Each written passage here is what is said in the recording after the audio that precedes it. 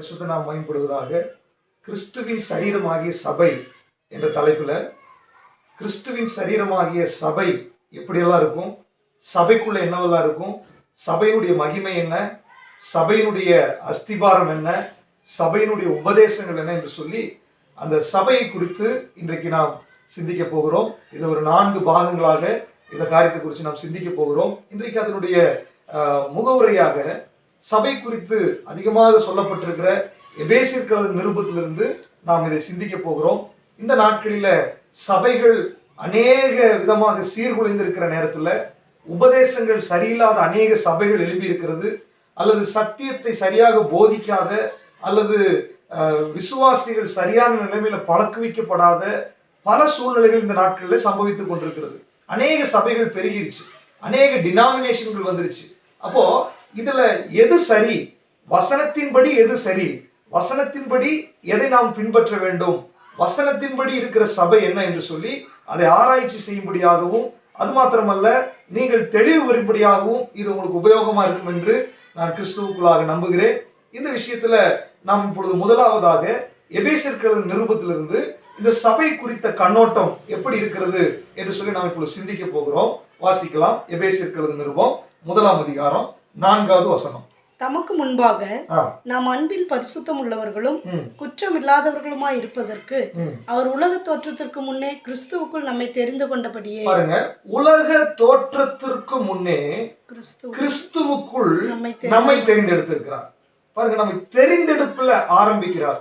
எபேசியர் நிருபத்துல 1ஆம் அதிகாரம் 2ஆம் அதிகாரத்துல அநேக முறையில் நீங்க பார்க்கும்போது கிறிஸ்துவுக்குள் என்று சொல்லிதான் அப்போஸ்தலனாகிய பவுல் அதை வெளிப்படுத்துகிறார். அப்போ இந்த கிறிஸ்துவுக்குள் தேவன் நம்மை தெரிந்தெடுத்தது, அது உலக தோற்றத்திற்கு முன்னமே ஆண்டவர் நம்மை தெரிந்தெடுத்திருக்கிறார். அப்போ சபையினுடைய அதனுடைய அடிஸ்தானமே ஒரு விசுவாசியினுடைய தெரிந்தெடுப்புல தான் இருக்கிறது. அப்போ நம்மை தெரிந்தெடுத்தது எப்போ அப்படின்னு கேட்டா, உலக தோற்றத்திற்கு முன்னமே நம்மை தெரிந்தெடுத்திருக்கிறார். சரி, இப்பொழுது வாசிங்க அதனுடைய 23வது வசனத்தை. 1ஆம் அதிகாரத்தினுடைய அநேக காரியங்கள் அதுல சொல்லுகிறாரு. 23வது வசனத்தை வாசிங்க. எல்லாவற்றையும் எல்லாவற்றாலும் நிரப்புகிறவருடைய நிறைவாகிய சரீரமான சபைக்கு அவரை எல்லாவற்றுக்கும் மேலாக தலையாக தந்தருளினார். இந்த 1ஆம் அதிகாரத்துல பாத்தீங்கன்னா சபைக்கு தலையா இருக்கிற கிறிஸ்துவை பத்தி பேசுகிறார். இந்த 1ஆம் அதிகாரத்துல கிறிஸ்துவை தேவன் உன்னதங்களில் ஏறி இருக்க பண்ணுகிறதை குறித்தும், எல்லாவற்றுக்கும் மேலாக அவரை நியமிக்கிறதை குறித்தும் இந்த 1ஆம் அதிகாரத்துல அப்போஸ்தலனாகிய பவுல் பேசுகிறார். அதனுடைய கடைசி வசனம் 23வது வசனம் சொல்லுகிறது, சரீரமாகிய சபைக்கு அவரை தலையாக தந்தருளினார். பாருங்க, இந்த இடத்துல அந்த வேர்டை யூஸ் பண்றாரு, சபை, சரீரமாகிய சபை. அதனாலதான் இதனுடைய இந்த தலைப்புல சிந்திக்கிறோம், கிறிஸ்துவின் சரீரமாகிய சபை. பாருங்க, சபை என்பது கிறிஸ்துவின் சரீரமாக இருக்கிறது. இதுதான் அந்த 1ஆம் அதிகாரத்துல அப்போஸ்தலனாகிய பவுல் வெளிப்படுத்துகிறார். இதை நம்ம பார்க்கணும் அப்படின்னு சொன்னா, ஒரு சபை அப்படின்னு நீங்க எடுத்துக்கிட்டீங்கன்னா பாருங்க,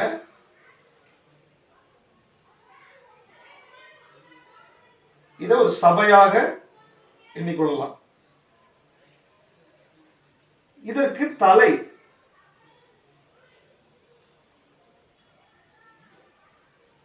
கிரைஸ்ட், கிறிஸ்துதான் சபைக்கு தலை. இந்த சபையை வேதம் என்ன சொல்லுகிறதுனா, சரீரம், பாடி ஆஃப் கிரைஸ்ட், கிறிஸ்துவினுடைய சரீரமாக தான் சபையை குறிக்கிறது. சரிங்களா? அப்ப பாருங்க, இந்த சரீரமாகிய சபைக்கு கிறிஸ்து தலையாக இருக்கிறார். அப்போ சபை அப்படித்தான் குறிக்கப்படுகிறது. சரி, 2ஆம் அதிகாரத்துக்கு வந்தீங்கன்னா வாசிக்கலாம். 1வது வசனம். அக்கிரமங்களினாலும் பாவங்களினாலும் மரித்தவர்களாயிருந்த மரித்தவர்களாக இருந்த நம்மை உயிர்ப்பித்தார். வாசிங்க அடுத்து 5வது வசனம். அக்கிரமங்களில் மரித்தவர்களாயிருந்த நம்மை கிறிஸ்துவுடனே கூட உயிர்ப்பித்தார். 7வது வசனம். கிறிஸ்து இயேசுவுக்குள் நம்மை அவரோட கூட எழுப்பி உன்னதங்களிலே அவரோடு கூட உட்காரவும் செய்தார். பாருங்க, உயிர்ப்பித்தார், கிறிஸ்துவுடனே உயிர்ப்பித்தார், இப்பொழுது உன்னதங்களில் அவரோடு கூட உட்கார வைத்தார் அப்படின்னு சொன்னா, ஒரு சாதாரண மனிதனை, பாவத்தில் பிறந்த ஒரு மனுஷனை அக்கிரமத்திலும் பாவத்திலும் மரித்தவனை உயிர்ப்பித்து அவனுக்குள்ளாக கிறிஸ்து வெளிப்பட்டு கிறிஸ்துவும் அவனும் ஒன்றாக இணைந்து அவனை உன்னதத்துல, விசுவாசத்துல, ஆவிக்குரிய விதத்துல உன்னதத்துல அவனை போய் உட்கார வைக்கிறார். இப்ப பாருங்க, ஒரு ரட்சிப்பினுடைய காரியம் முழுவதும் அதற்குள்ளாக வெளிப்படுகிறது. சரியாக ரட்சிக்கப்பட்ட ஒரு நபரை ஆண்டவர் உன்னதத்தில் உட்காரும்படியாக வைத்திருக்கிறார். அந்த பொசிஷனுக்கு நேராக அவனை கொண்டு வந்து விட்டார். இப்போ ஒரு மனுஷனை ஆண்டவர் எப்படி பொசிஷனை உயர்த்தினார் என்பதை சொல்லப்பட்டிருக்கிறது. இப்போ 16வது வசனத்தை வாசிங்க. பகையை சிலுவையினால் கொன்று அதனாலே இருதிறத்தாரையும் ஒரே சரீரமாக தேவனுக்கு ஒப்புரவாக்கினார். இருதிறத்தாரையும் ஒரே சரீரமாக தேவனுக்குள் ஒப்புரவாக்கினார். பாருங்க, பகையை சிலுவையில கொன்று விட்டார். அப்ப இருதிறத்தாரை, இரண்டு விதமாய் பிரிந்து கிடக்கிற இஸ்ரவேல் ஜனங்கள், புறஜாதிகள் என்ற பிரிந்து இருக்கிறவர்களை ஒரே சரீரமாய் ஒன்றாக கிறிஸ்துவுக்குள்ளாக கொண்டு வந்து விட்டார். அப்ப பாருங்க, கிறிஸ்துவுக்குள்ள ஒரே சரீரமாய் மாறிவிட்டோம். பாருங்க, உயிர்ப்பிக்கிறார், அடுத்தது ஒரே சரீரமாய் மாற்றி விட்டார். அப்ப பாருங்க, சரீரம் என்பதும் பல சரீரம் அல்ல, ஒரே சரீரம். அப்ப சரீரம் என்பது சபை என்று சொன்னால், சபை அப்படின்னு சொன்னா சபை ஒன்றுதான், ஒரே சபைதான் அப்படின்னு சொன்னா உலகளாவிய, இது பாருங்க, இது உலகத்தை குறிக்குது. உலக யூனிவர்சல் சர்ச், உலகளாவிய சபை. உலகம் எல்லாம் இருக்கிற தனி மனிதர்களை உயிர்ப்பிக்கிறார் ஆண்டவர். அவர்கள் சபை கிறிஸ்துவுக்குள்ளாக சேருகிறார்கள். அப்போ உலகத்தில் எல்லாம் இருக்கிற விசுவாசிகளை சபையாக ஆண்டவர் சொல்லுகிறார். அதுதான் உலகளாவிய சபை. சரிங்களா? இப்ப பாருங்க, சபைக்கு ஒரே தலை அவர் கிறிஸ்து தான். இப்போ ஒரே ஒரு சபை தான் இருக்கிறது. அந்த சபைக்கு பேர் சரீரமாகிய சபை, கிறிஸ்துவின் சரீரமாகிய சபை என்று சொல்லி அதை நம்ம சொல்லுகிறோம். இந்த சரீரமான சபையில பாத்தீங்கன்னா இருதிறத்தாரையும் ஒரே சரீரத்துக்குள் கொண்டு வருகிறார். அப்படின்னா கிறிஸ்துவுக்குள்ளாக யாரெல்லாம் ரட்சிக்கப்படுகிறார்களோ, ஜாதி, மதம், இனம், மொழி இதெல்லாம் வேறுபாடே கிடையாது. எல்லாரும் ஒரே சபைக்குள்ள வரும்போது ஒரே சபையினுடைய அங்கத்தினர்களாக மாறுகிறார்கள். சரிங்களா? இது நடக்குது. அடுத்து 20வது வசனம். அப்போஸ்தலர், தீர்க்கதரிசிகள் என்பவர்களுடைய அஸ்திபாரத்தின் மேல் கட்டப்பட்டவர்களாயும் இருக்கிறீர்கள். இப்ப பாருங்க, இந்த சபைக்கு ஒரு அஸ்திபாரத்தை சொல்லுகிறார். இந்த சபை ஒரு அஸ்திபாரத்தில் இருக்க வேண்டும். அப்போ இந்த அஸ்திபாரம் என்பது, வாசிங்க, அடுத்த வசனத்துக்கு கூட வாசிங்க. அவர் மேல் மாளிகை முழுவதும் இசைவாய் இணைக்கப்பட்டு, அந்த 20வது வசனத்தை மீண்டும் வாசிங்க. அப்போஸ்தலர், தீர்க்கதரிசிகள் என்பவர்களுடைய அஸ்திபாரத்தின் மேல் கட்டப்பட்டவர்களாயும் இருக்கிறீர்கள். அஸ்திபாரத்தின் மேல் கட்டப்பட்டவர்களாயும் இருக்கிறீர்கள். அதற்கு இயேசு கிறிஸ்து தாமே மூளைக்கல்லா இருக்கிறார். இயேசு கிறிஸ்து தான் மூளைக்கல்லா இருக்கிறார். அப்ப பாருங்க, அஸ்திபாரத்தை குறிச்சு வரும்போது கிறிஸ்து இவர்தான் அதற்கு மூளைக்கல்லா இருக்கிறாரு. அடுத்தது அப்போஸ்தலர்கள், அடுத்தது தீர்க்கதரிசிகள், இவர்கள் அதனுடைய அஸ்திபாரமாய் இருக்கிறார்கள். சரிங்களா? அப்ப பாருங்க, அப்போஸ்தலர்கள், தீர்க்கதரிசிகள் என்ற அஸ்திபாரத்துல உலகளாவிய சரீரமாகிய சபை கிறிஸ்துவை தலையாக கொண்டு இயங்கிக் கொண்டிருக்கிறது. பாருங்க, இதுதான் தேவனுடைய திட்டத்தில் இருக்கிற சபை. அப்ப தேவன் பார்க்கும்போது பல சபை அல்ல, ஒரே சபை. வேதம் அப்படிதான் சொல்லுது, ஒரே சரீரம். ஒரு ஆளுக்கு எத்தனை சரீரம் இருக்க போகுது? ஒரு தலைனா ஒரு சரீரம் தான் இருக்க போகுது. அப்போ ஒரே சபை தான். அவயவங்கள் வேணா நிறைய இருக்கலாம், ஒரே சபை தான். அப்போ உலகம் முழுவதும் ரட்சிக்கப்பட்டு இயேசுவுக்குள் சேருகிற எல்லாரும் இந்த ஒரே சரீரமாகி சபைக்குள்ளாக அங்கத்தினராக மாறுகிறார்கள். சரிங்களா? ஒரே தலை. அஸ்திபாரம் வந்து அப்போஸ்தலர்கள், தீர்க்கதரிசிகள் என்ற அஸ்திபாரம். அதற்கு மூளைக்கல்லே கிறிஸ்து. இதுதான் இந்த வசனம் நமக்கு வெளிப்படுத்துகிறது. 2ஆம் அதிகாரத்துல 21, 22வது வசனத்தை வாசிங்க. அவர் மேல் மாளிகை முழுவதும் இசைவாய் இணைக்கப்பட்டு. இப்ப பாருங்க, இந்த சிஸ்டத்தை ஒரு பில்டிங் மாதிரி, இது அஸ்திபாரம், இது சபை வளர்ந்துட்டே இருக்குது, இதற்கு தலை கிறிஸ்து. அப்படின்னா இதை ஒரு மாளிகையாய் ஆண்டவர் ஒப்பனையாக சொல்லுகிறார். மாளிகை. ஓகே, அடுத்தது கர்த்தருக்குள் பரிசுத்த ஆலயமாக எழும்புகிறது. அடுத்தது இது ஒரு ஆலயமாக எழும்புகிறது.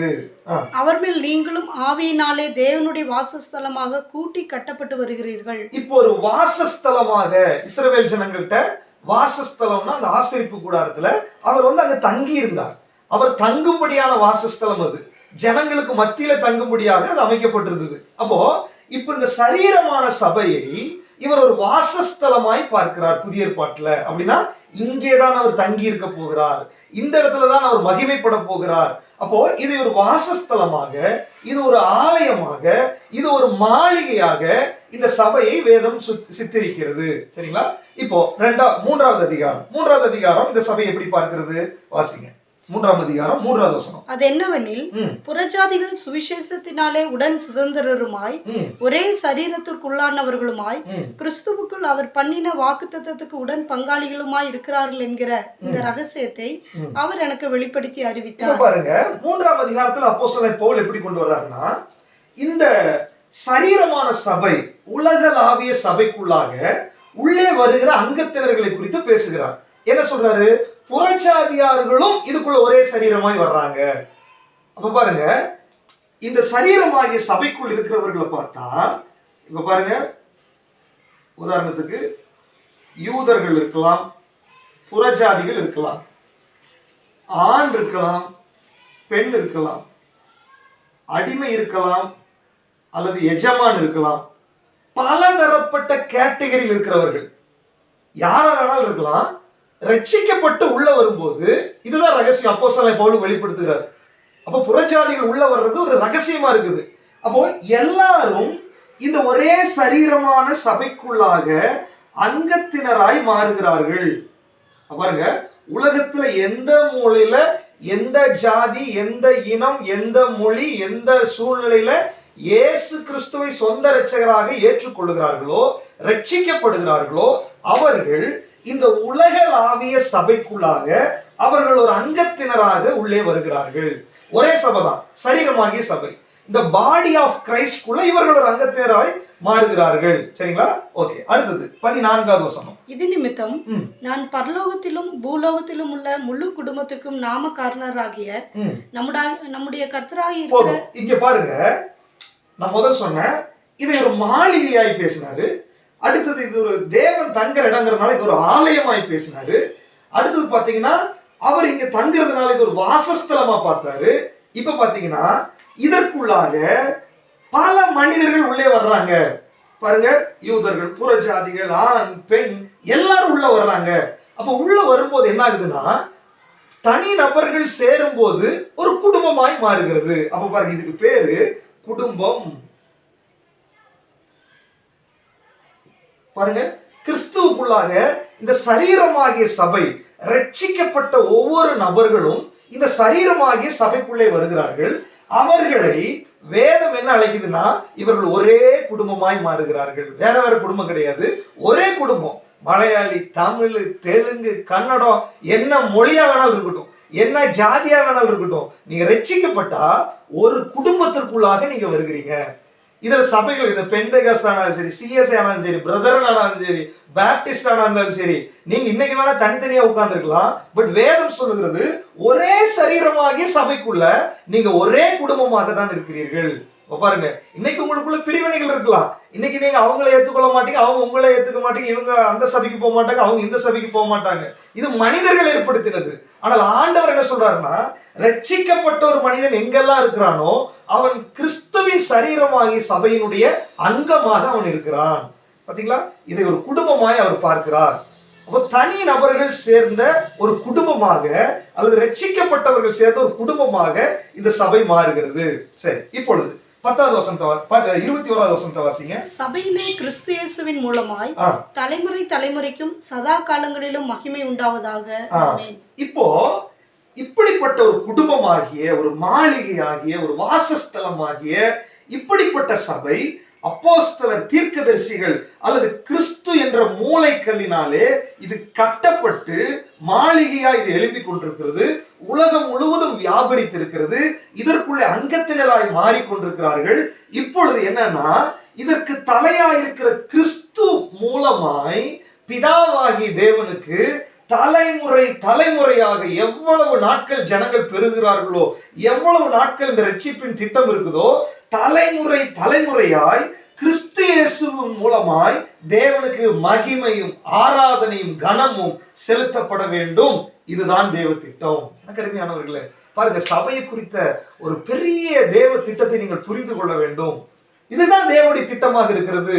இந்த சபையின் மூலமாய் அங்கு கிறிஸ்துவுக்கு மகிமை செலுத்தப்பட வேண்டும்.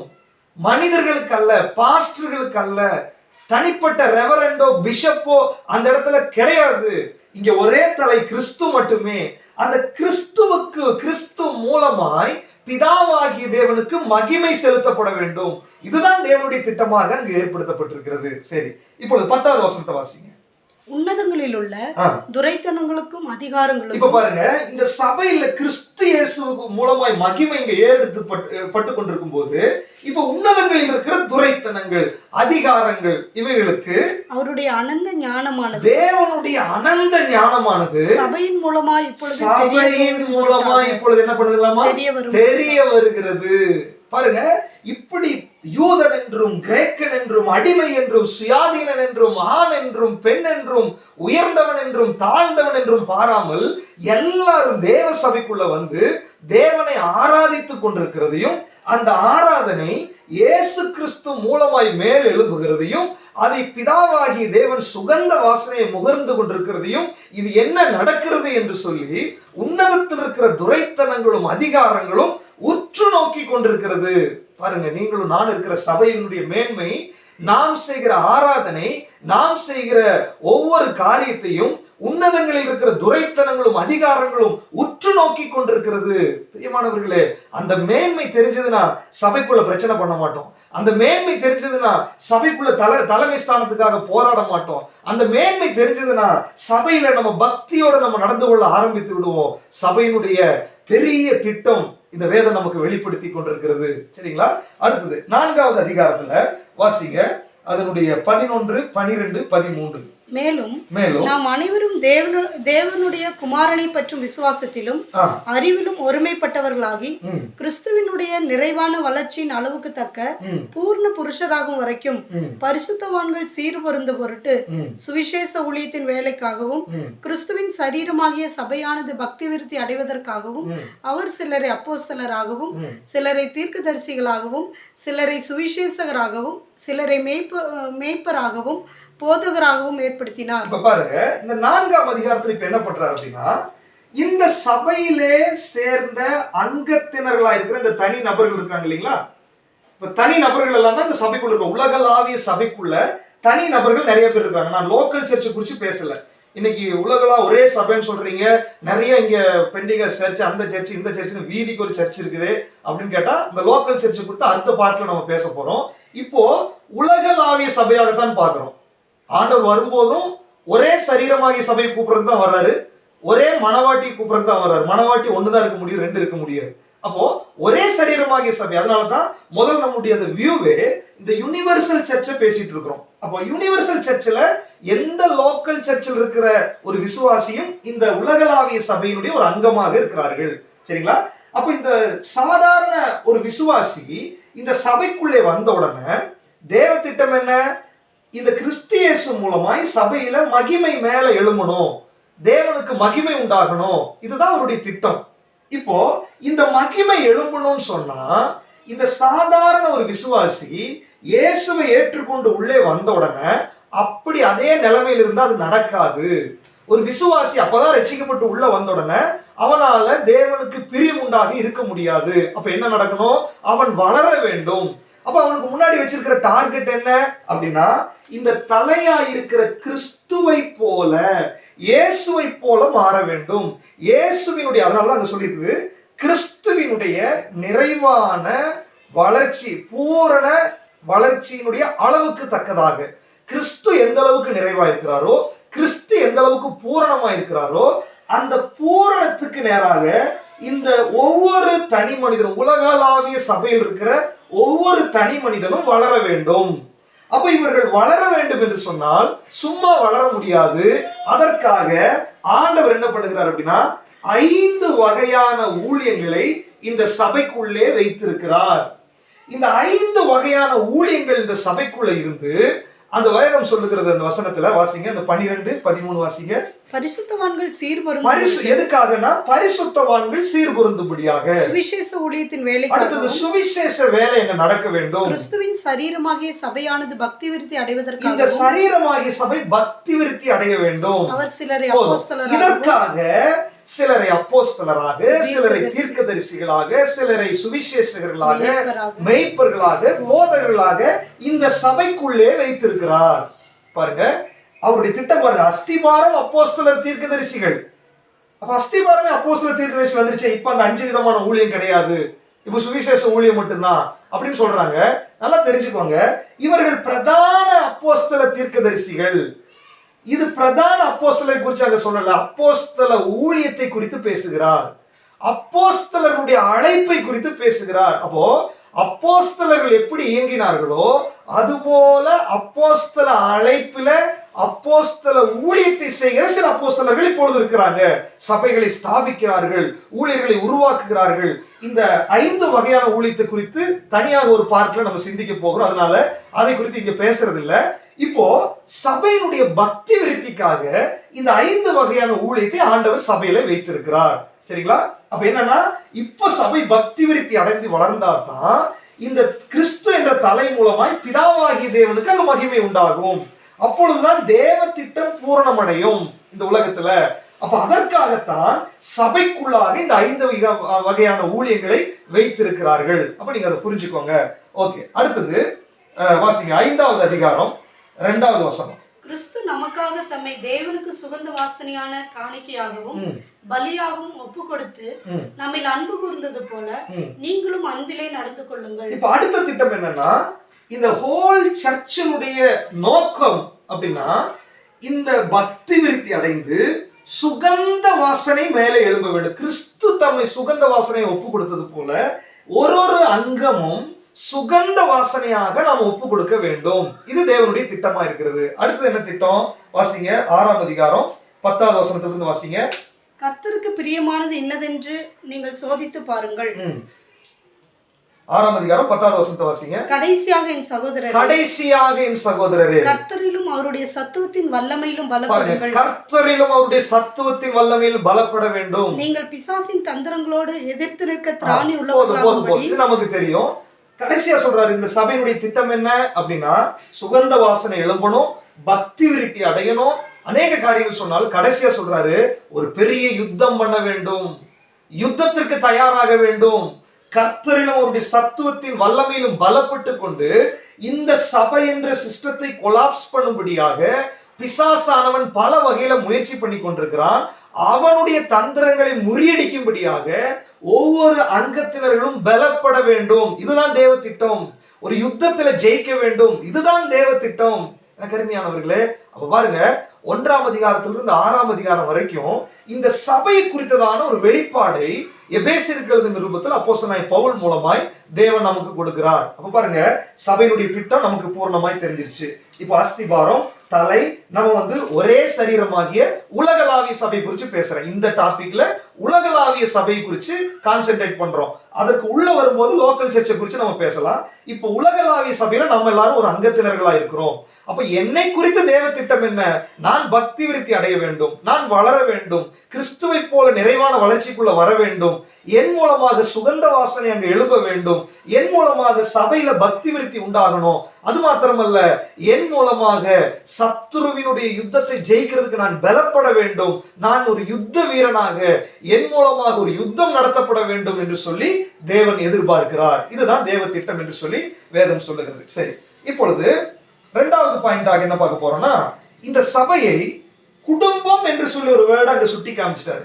இப்ப குடும்பம் என்ற வியூல இதை நம்ம பார்க்க போகிறோம். வாசிங்க 3ஆம் அதிகாரம் 14வது வசனம். இது நிமித்தம் நான் பரலோகத்திலும் பூலோகத்திலும் உள்ள முழு குடும்பத்துக்கும் நாமகாரணராகிய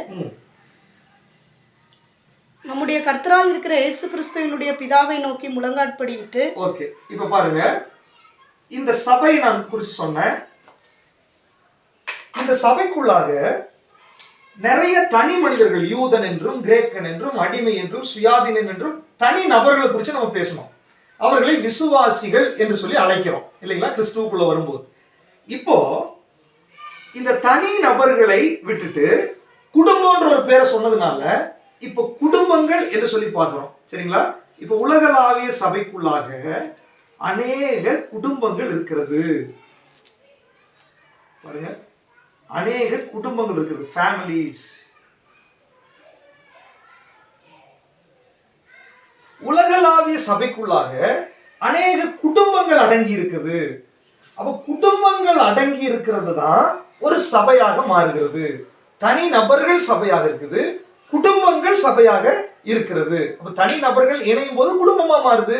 அப்ப பல குடும்பங்கள் ஒரு சபையா மாறுகிறது. சரிங்களா? அப்போ பல குடும்பங்கள் இந்த உலகளாவிய சபைக்குள்ளாக இருக்கிறது. சரி, இந்த குடும்பத்துல பாத்தீங்கன்னா வாசிக்கலாம். எபேசியர் எழுதின நிருபம் மீண்டும் 6ஆம் அதிகாரம்.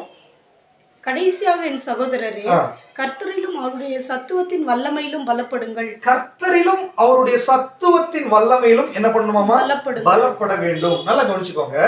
இந்த குடும்பம் என்று சொல்லி வந்தாலே இத வந்து ஒரு குடும்பமாக தேவனுடைய சபை சபையாகிய குடும்பம் என்று சொல்லி சொன்னாரு. இப்ப சபைக்குள்ளேயும் குடும்பங்கள் என்ன பண்ணிருக்குது? நிறைய இருக்குது. ஒரு வியூ வந்து இது சபையவே குடும்பம்னு சொல்லி கூப்பிடுறாரு ஆண்டவர், குடும்பம்.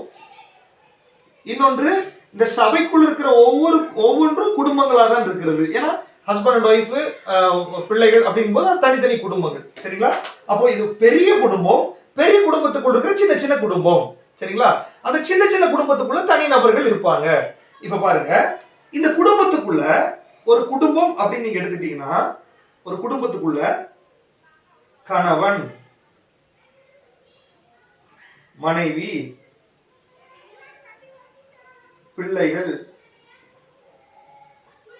பெற்றோர், எஜமான், வேலையாள். இது எபேசியர் நிருபத்தில் சொல்லப்பட்ட வேர்ட்லயே நான் சொல்றேன். அப்ப என்னன்னா, குடும்பத்துக்குள் இருக்கிற தனி நபர்களை இப்படி பேர் சொல்லி ஆண்டவர் பிரிக்கிறார். அப்போ கணவன் என்ற தனி நபர் அந்த குடும்பத்தில் இருக்கிறாரு, மனைவி என்ற தனி நபர் அந்த குடும்பத்தில் இருக்கிறாங்க, பிள்ளைகள் என்ற தனி நபர் இருக்கிறாங்க, வேலைக்காரன் என்று இருக்கிறாங்க, வேலைக்காரிகள் என்று இருக்கிறாங்க. இந்த தனி நபர்னு சொல்றதை விட அவங்க ஒரு விசுவாசி, கணவனாகிய விசுவாசி, மனைவியாகிய விசுவாசி, பிள்ளையாகிய விசுவாசி, ரட்சிக்கப்பட்டவர்கள். அப்போ இவர்கள் எல்லாரும் இணையும் போதுதான் ஒரு குடும்பமாக மாறுகிறது. சரிங்களா? ஏன் கர்த்தரிலும் அவருடைய சத்துவத்தின் வல்லமையிலும் பலப்படணும்னு சொல்றாரு அப்படின்னா, இந்த கணவன், மனைவி, பிள்ளைகள் என்ற இந்த குடும்பத்துக்கு எதிராக சத்துரு போராடும் போது அது இந்த சபையை பாதிக்கும், குடும்பங்களை பாதிக்கும், அது தேவ திட்டத்தையே பாதிக்கும். அதனாலதான் என்ன பண்றாரு அப்படின்னா, அவருடைய சத்துவத்தின் வல்லமையில பலப்பட வேண்டும். இத பாருங்க, இப்ப கணவன், மனைவி, பெற்றோர், பிள்ளைகள் என்று தனி நபர்கள் நிறைய அடங்கி இருக்கிறாங்க. இந்த தனி நபர்கள் அடங்கி இருக்கிறத ஒரு குடும்பம் என்று சொல்லி சொல்லுகிறோம். இந்த குடும்பம் இதே மாதிரி பல குடும்பங்கள் இந்த சபைக்குள்ளே அடங்கி இருக்கிறது. இப்ப உலகளாவிய சபையும் இது ஒரு முழு குடும்பமாக வேதம் நமக்கு சுட்டி காண்பிக்கிறது. சரிங்களா? இப்போ இந்த தனி நபர், இப்ப பாருங்க, ஒரு தனி நபர் இருக்காருன்னு வச்சுக்கோங்களேன், இல்லைன்னா ஒரு விசுவாசி, ஒரு விசுவாசின்னு எடுத்துக்கிறேன். இப்ப விசுவாசி 2-3 விசுவாசிகள் சேரும் போது, அதாவது கணவனாகிய விசுவாசி, மனைவியாகிய விசுவாசி, அவங்களுக்கு ஒரு குழந்தை பிறந்துச்சுன்னா அது ரட்சிக்கப்பட்டோன்னா பிள்ளையாகி விசுவாசி, இது சேரும் போது என்ன ஆகுதுன்னா அது ஒரு குடும்பமாய் மாறுகிறது. அப்ப விசுவாசி ஒரு குடும்பமாய் மாறுகிறார். சரிங்களா? அடுத்தது, இந்த குடும்பம் என்ன ஆகுது அப்படின்னா, பல குடும்பங்கள் ஒரு குடும்பமா சேர்ந்துச்சுன்னா பல குடும்பங்கள் ஆகுது. குடும்பங்கள் இப்ப பாத்தீங்கன்னா இதற்குள்ளாக நிறைய குடும்பங்கள், நிறைய குடும்பங்கள் இணைகிறது. இப்ப நிறைய குடும்பங்கள் இணைச்சதுன்னா அதுக்கு பேரு சபை. நல்லா தெரிஞ்சுக்கோங்க. ஏன் இதை சொல்றேன் அப்படின்னா, தனி மனிதர்கள் அல்லது ஒரு விசுவாசி அவர்கள் இணையும் போது அது குடும்பமாய் மாறுகிறது. எல்லாம் ரட்சிக்கப்பட்டவர்கள் குறித்து தான் பேசுறேன். அப்படி இணைஞ்சவர்கள் குடும்பங்கள் சேரும் போது அது சபையாக மாறுகிறது. அப்போ ஒரு பில்டிங் சபை அல்ல, கோபுரம் வச்சு சிலுவை வச்சு நிறைய லைட் செட்டிங் போட்டு அது சபை அல்ல. பில்டிங்கை ஆண்டவர் சபையாக ஒரு நாளும் குறிக்கிறதே கிடையாது. ரட்சிக்கப்பட்ட தனி நபர்கள் இணைஞ்சு, அதனாலதான் 2-3 பேர் என் நாமத்தினால எங்க கூடினாலும் அங்க நான் வருவேன்னு சொல்றாரு. அப்போ இந்த தனி நபர்கள் இணையும் போது அதுதான் தேவ சபையாய் அது குடும்பமாய் மாறுகிறது. இந்த குடும்பங்கள் இணையும் போது அது ஒரு சபையாய் மாறுகிறது. இதுதான் தேவனுடைய திட்டம். நீங்க சர்ச்சை அல்லது பில்டிங்க சபை என்று நினைத்துக் கொள்ள கூடாது. சரி, இப்போ இதுக்குதான் இப்ப சொல்றாரு எபேசியர் 6ல கர்த்தரிலும் அவருடைய சத்துவத்தின் வல்லமையில் நீங்க என்ன பண்ணணும்?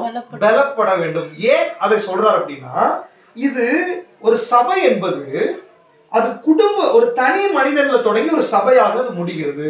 சரிங்களா? இதுதான் பெரிய தேவ திட்டமாக இது முடிகிறது. அப்போ பிசாசு இந்த தேவ திட்டத்துக்கு எதிராய் அவன் பிளான் பண்ணுகிறான். பிசாசு இந்த தேவ திட்டத்துக்கு எதிராய் அவன் செயல்பட்டு கொண்டிருக்கிறான். ஆனால் சபையை அவனால் தொட முடியாது. அப்ப சபையை தொட முடியாது அப்படின்னு சொன்னா அவனுக்கு இருக்கிற ஒரே டார்கெட் தனி நபரை தொட வேண்டும். குடும்பங்களை கூட அவன் டிஸ்டர்ப் பண்ண முடியாது. ஏன்னா இணைஞ்சிட்டாங்கன்னா அந்த இடத்துல அவன் செயல்பட முடியாது. அப்போ தனி நபர்களை தொட்டால் அந்த தனி பாருங்க, இப்ப பிசாசின் தந்திரத்துல இந்த தனி ஒரு விசுவாசியை, இப்ப கணவன் இல்லைன்னா மனைவின்னு வச்சுக்கோங்களேன். இப்ப உதாரணத்துக்கு கணவனை தொட்டாச்சு. இப்ப குடும்பம் அப்படின்னு சொன்னா கணவன், மனைவி, பிள்ளை 3 பேர் சேர்ந்தா ஒரு குடும்பம். இப்ப பாருங்க, இப்போ இந்த விசுவாசி கணவன் வச்சுக்கோங்களேன். கணவனை பிசாசு தொட்டுட்டான், ஏதோ ஒரு பிரச்சனை பண்ணிட்டான். இந்த சத்துரு கணவனை கையில் எடுத்தா இந்த கணவன் அங்கமா இருக்கிற இந்த குடும்பத்துல பிரச்சனை கிளம்பிடும். கணவன் மனைவிக்குள்ள பிரச்சனை வந்துடும். இல்லைன்னா இது மனைவியா இருந்துச்சுன்னா மனைவியை கையில் எடுத்தா இந்த மனைவி அங்கமா இருக்கிற இந்த குடும்பத்துல பிரச்சனை வந்துடும். சரிங்களா? சரி, இப்போ இந்த மாதிரி ஒரு 2 குடும்பத்துல பிரச்சனை வந்து 4 குடும்பத்துல 2 குடும்பத்துல இப்படி பிரச்சனை இருந்துச்சுன்னு வச்சுக்கோங்களேன், இந்த ஹோல் சபையை அந்த இடத்துல பாதிக்கப்படும். அது அப்படியே ஸ்ப்ரெட் ஆக ஆரம்பிச்சிடும். ஒரு சபைக்குள்ள ஒரு குடும்பத்துக்குள்ள ஒரு தனி நபர்களுக்குள்ள பிசாசு கிரியை செய்ய ஆரம்பித்து விடுவான். அப்ப பாருங்க, பிசாசுடைய திட்டம் ஒரு தனி மனிதனை பிடிச்சான்னா அது குடும்பத்தை டேமேஜ் பண்ணும், அடுத்தது அது சபையை டேமேஜ் பண்ணிடும். அதனாலதான் இப்ப ஆண்டவர் என்ன சொல்றாருன்னா, இண்டிவிஜுவல் பர்சன், அது குடும்பம் அல்லது அதுக்குள்ள இருக்கிற ஒரு இண்டிவிஜுவல் பர்சன்ஸ்க்கு ஆண்டவர் கவனத்தை செலுத்துகிறார். அப்போ இண்டிவிஜுவல் பர்சன்ஸ்க்கு ஆண்டவர் அந்த வசனத்தில் சொல்லுகிறபடி அவர்கள் நடக்க ஆரம்பித்தார்கள் என்று சொன்னால், இந்த பிசாசின் தந்திரங்களோடு எதிர்த்து நிற்க அவர்கள் திராணி உள்ளவர்களாய் மாறிவிட்டால் குடும்பம் தப்புவிக்கப்படும். குடும்பம் தப்புவிக்கப்பட்டால் சபை தப்புவிக்கப்படும். தேவனுடைய திட்டம் அந்த இடத்துல நிறைவேறும். பாருங்க, இங்கிருந்து ஒரு சுகந்த வாசனை எழுப்பி போறது பிசாசுக்கு பிடிக்கல. அதனாலதான் அவன் தந்திரமாய் வர்றான். அதனாலதான் எபேசியர் 6ஆம் அதிகாரத்துல பிசாசின் தந்திரங்களோடு நீங்க என்ன பண்ணுவோமா? எதிர்த்து நிற்க திராணி உள்ளவர்கள் ஆக வேண்டும். இப்ப பாருங்க, இந்த இடத்துல பிசாசின் தந்திரத்தை இவன் சொல்லிட்டே இருக்கும்போது இப்ப இந்த சபையில பாருங்க 1 2 3 4 5 என்று சொல்லி 5 வகையான ஊழியங்கள் மூலமாய் 5 வகையான உபதேசங்கள் ஊழியங்கள் மூலமா இங்க இருக்கிற தனி நபர் பக்தி விருத்தி அடைஞ்சிட்டான்னு வச்சுக்கோங்களேன், அது குடும்பத்துக்கு ஆசீர்வாதம், அது தனி மனிதனுக்கு ஆசீர்வாதம், சபைக்கும் ஆசீர்வாதம். பாருங்க, இப்ப இவன் பிசாசு ஒரு மனுஷனை நெருக்கும் போது அப்ப அவன் எந்த இடத்துல வீக்கா இருக்கிறானோ அவனை இந்த சபை கண்டுபிடித்து அவனை தயார்படுத்துறதுக்கு இந்த 5 வகையான ஆபரேஷன்ல 5 வகையான மெடிசன்ல இவனுக்கு எந்த மெடிசன் தேவை என்று சொல்லி அதை கண்டறிந்து அந்த மெடிசனை கொடுத்துட்டாங்கன்னு சொன்னா அந்த சபை விடுதலை ஆகிரும், குடும்பங்கள் விடுதலை ஆகிரும், அந்த தனி மனிதனும் பக்தி விருத்தி ஆகிருவான். இல்லைன்னா தனி மனுஷன் இப்ப பாருங்க 5 வகை ஊழியர்கள் இல்லைன்னு சொல்றவங்க கிட்ட இப்ப பிசாசு கிரியை செய்யும் போது குடும்பம் டேமேஜ் ஆயிரும், இங்க பிரச்சனை நடக்க ஆரம்பிச்சிடும். பிரச்சனையோட இவங்க சபைக்கு வருவாங்க, இவங்க மூலமா பல குடும்பங்கள் டிஸ்டர்ப் ஆகும். இங்க சபையில என்ன பண்ணுவாங்க? ஒண்ணு இல்ல, வசனத்துக்கு கீழ்படிஞ்சா போதும், ஜெபம் பண்ணா போதும், சரியா போயிரும் சொல்லி அனுப்புவாங்க. அந்த குடும்பத்துல இருக்கிற மனைவிக்கு என்ன தெரியும்? ஜெபம் பண்ண சொல்றாங்கன்னு அது பேசாம வீட்டுக்கு வரும். இங்க பிசாசு கணவன் மூலமா பயங்கரமா போராடிட்டு இருப்பான். எப்படி எதிர்த்து நிக்கிறது தெரியாது. அதனாலதான் இந்த 5 வகையான ஊழியங்கள் என்று சொன்னால் அங்க தீர்க்க தரிசன ஊழியம் இருக்குது, அப்போஸ்தல ஊழியம் இருக்கிறது, மெய்ப்பர் ஊழியம் இருக்குது, போதக ஊழியம் இருக்கிறது. அவனுக்குள்ள இருக்கிறத கண்டுபிடிச்சு அவனுக்கு என்ன விஷயம் அவனை கவுன்சிலிங் கொடுத்து வீட்டுக்கு போய் அதை ரெடி பண்ணி ஜெபம் பண்ணி டெலிவரன்ஸ் பண்ணி அவன் தனி மனுஷன் ரெடி ஆயிட்டான்னா சபைக்கு ஆசீர்வாதம். சரிங்களா? இதற்காகத்தான் 5 வகையான ஊழியத்தை ஆண்டவர் வச்சிருக்கிறாரு. அப்போ ஒரு சபைக்குள்ள குடும்பங்கள் இருக்கிறது, குடும்பத்துக்குள்ள தனி நபர்கள் இருக்கிறார்கள். இந்த தனி நபர்களுக்கு ஏன் ஆண்டவர் கான்சென்ட்ரேட் பண்றாருன்னா, தனி நபர் பிரச்சனைனா அது சபையில பிரச்சனை. என்ன கேட்டுக்கொண்டிருக்கிற பிரியமானவர்களே, உங்க சபையில லோக்கல் சர்ச்னு எடுத்துக்கோங்களேன், உங்க சபையில ஏதாவது பிரச்சனைனா ஏன் உங்களால அந்த பிரச்சனை வந்திருக்க கூடாது? நீங்க நல்லா இருந்தா சபை நல்லா இருக்கும், உங்க குடும்பம் நல்லா இருந்தா சபை நல்லா இருக்கும். உலகளாவிய சபையிலே பிரச்சனை அப்படின்னா ஒருவேளை உலகளாவிய சபையினுடைய பிரச்சனைக்கு நான் ஒரு காரணமா இருப்பேன். அப்ப தனி நபர்ல ஆரம்பிச்சு அது சபையில போய் பிரச்சனையா முடிகிறது. அப்போ ஒரு தனி நபருடைய வாழ்க்கையில ஆண்டவர் மிகவும் கவனம் செலுத்துகிறார். இதை கேட்டுக்கொண்டிருக்கிற உங்களுடைய வாழ்க்கையில நீங்க தனி நபராக உங்களுடைய வாழ்க்கையில நீங்க கரெக்டா இருக்கிறீர்களா? பிசாசின் தந்திரங்களோடு எதிர்த்து நிற்கிறீர்களா? அல்லது உங்கள் மூலமாய் சபையில ஒரு பிரச்சனை இல்லை அப்படின்னு உங்களால சொல்ல முடியுமா? அல்லது உங்க குடும்பத்தின் மூலமா சபையில ஒரு பிரச்சனை இல்லை, உங்களை பார்த்து பல குடும்பங்கள் வந்து பக்தி விருத்தி அடைகிறாங்க, உங்களை பார்த்து மற்றவர்கள் பலன் அடைகிறாங்க, உங்களால சொல்ல முடியுமா? அப்படி சொல்ல முடியலன்னா உங்களால சபையில பிரச்சனை, உங்க குடும்பத்தால சபையில பிரச்சனை, ஊழியர் பிரச்சனை, ஊழியம் பிரச்சனை, அவங்க பிரசங்கம் பண்ண சரியில்லை, இவங்க பண்ண சரியில்லை, இதை விட்டுருங்க. இந்த சிஸ்டத்துக்குள்ள கேட்டு பாருங்க. தனி நபர்ல இருந்து ஆரம்பிக்குது பிரச்சனை. நீங்க சரியா? கேட்டுக்கொண்டிருக்கிற மனைவியானா நீங்க சரியா? கணவனா இருந்தா நீங்க சரியா? பிள்ளைகளா இருந்தா நீங்க உங்க ரோல்ல சரியா? நீங்க சரியில்லைன்னா உங்களால உங்க குடும்பம் சரி இருக்காது, உங்க குடும்பத்தால சபையில பிரச்சனை வரும். எனக்கு அருமையானவர்களே, தேவனுடைய திட்டத்தை கொலாப்ஸ் பண்றதுக்கு நான் ஒரு காரணமாய் மாறிடக்கூடாது. இன்னைக்கு நீங்க அதுக்காக ஒப்பு கொடுக்க வேண்டும். ஏனென்றால் சபை குறித்து தேவனுக்கு ஒரு பெரிய தரிசனம் இருக்கிறது. சபையை நீங்க அசால்ட்டா நினைச்சிடாதீங்க, ஊழியக்காரர்கள் அசால்ட்டா நினைச்சிடாதீங்க. சபையினுடைய ஊழியத்தை, சபையினுடைய ஆராதனைகளை நீங்க அலட்சியப்படுத்தி விடாதீர்கள். ஏனென்றால் சபையின் மூலமாய் தேவனுக்கு தலைமுறை தலைமுறையாய் அங்கு மகிமைகள் ஏறெடுக்கப்பட வேண்டும். ஒரு பெரிய திட்டம் அந்த இடத்துல இருக்கிறது. சபையை அலட்சியப்படுத்தாதீர்கள். கருமையானவர்களே, அப்ப தனி மனிதனுடைய வாழ்க்கையில நடக்கிற பிரச்சனை குறித்து ஆண்டவர் பேசுகிறார். சரி, இப்பொழுது வாசிங்க இந்த தனி நபர்களை குறித்து 1 கொரிந்தியர் 6ஆம் அதிகாரம் 19வது வசனம் 20வது வசனத்தை வாசிங்களேன். உங்கள் சரீரமானது நீங்கள் தேவனாலே பெற்றும் உங்களில் தங்கியும் இருக்கிற பரிசுத்தாவினுடைய ஆலயமா இருக்கிறது என்றும். இப்ப பாருங்க, இந்த தனி நபர் கணவன், மனைவி, பிள்ளைகள், இப்ப தனி நபருக்கு கான்சென்ட்ரேட் பண்றாரு. ஏன்னா தனி நபர்களால தான் சபை வளர முடியும், தனி நபர்களால தான் தேவ திட்டம் நிறைவேற முடியும். அப்ப என்ன பண்றாருன்னா, இந்த தனி நபரை கூப்பிட்டு சொல்றாரு, உன்னுடைய சரீரம் என்னவா இருக்குங்களாமா? தேவனுடைய ஆலயமா இருக்கிறது. சரி, அடுத்து வாசிங்க. நீங்கள் 3ஆம் அதிகாரம். சரி வாசிங்க. நீங்கள் உங்களுடைய அல்லவென்றும் அறியீர்களா? கிரயத்துக்கு கொல்லப்பட்டீர்களே. கிரயத்துக்கு விலை கொடுத்து உங்களை வாங்கி இருக்கிறாரு. ஆகையால் தேவனுக்குரியவைகளாகிய உங்கள் சரீரத்தினாலும் உங்கள் ஆவியினாலும் தேவனை மகிமைப்படுத்துங்கள். அப்ப என்ன பண்றாரு? நீங்க கணவனா இருக்கலாம், மனைவியா இருக்கலாம், பிள்ளைகளா இருக்கலாம், எஜமானா இருக்கலாம், வேலைக்காரனா இருக்கலாம். உங்களை பார்த்து ஆண்டவர் சொல்றாரு, விலை கொடுத்து, ரத்தத்தை விலையா கொடுத்து உங்களை வாங்கி இருக்கிறாரு. நீங்க உங்களுடையவர்கள் அல்ல. உங்க இஷ்டத்துக்கு வாழ்றதுக்கு நீங்க உங்களுடையவர்கள் அல்ல. நீங்க கிரைங்க விலை கொடுத்து வாங்கியாச்சு. அப்ப நீங்க அவருக்கு தான் சொந்தம். அதனால அவரை நீங்க மகிமைப்படுத்துங்க, உங்க இஷ்டத்துக்கு வாழாதீங்க அப்படின்னு சொல்லி ஆண்டவர் ஆலோசனை சொல்லுகிறார். சரி, அடுத்து வாசிங்க. 3ஆம் அதிகாரம் 1 கொரிந்தியர் 16-17 வாசிங்க. நீங்கள் தேவனுடைய ஆலயமா இருக்கிறீர்கள் என்றும். இப்ப பாருங்க, நீங்க தேவனுடைய ஆலயமாகவே இருக்கிறீங்க. ஒரு நபரை பார்த்து சொல்றாரு, நீங்க தேவனுடைய ஆலயம், தேவனுடைய ஆவி உங்களில் வாசமா இருக்கிறார் என்று. தேவனுடைய ஆவி உங்களுக்குள்ள வாசமா இருக்கிறார். அறியாது இருக்கிறீர்களா? ஒருவன் தேவனுடைய ஆலயத்தை கெடுத்தால். இப்ப பாருங்க, ஒருவன் தனி நபர்களை குறிச்சு பேசுறாரு. நீங்க மனைவி குறை சொல்றதோ, மனைவி கணவனை குறை சொல்றதோ, இல்ல பிள்ளைகளை குறை சொல்றதோ, பிள்ளைகள் பெற்றோரை குறை சொல்றதோ, ஊழியர், இது வேலையே நடக்காதாங்க.